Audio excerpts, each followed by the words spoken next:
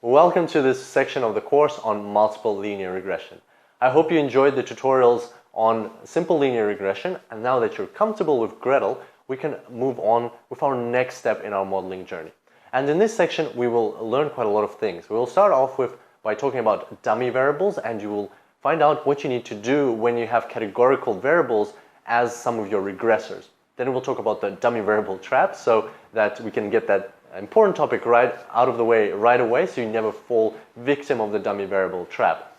And then we will learn all the ways that you can build, or the main dominant ways that you can build a regression model. So we'll talk about the forward selection, backward elimination, and bidirectional elimination methods.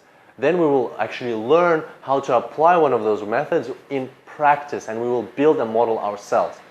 And finally, we will finish the tutorial, this section off by reading the output, learning how to use the adjusted R-squared to make our models even more robust, and of course, understanding how to interpret coefficients of a multiple linear regression. So quite a saturated section ahead. Hope you enjoy the tutorials, and I can't wait to see you on the first one.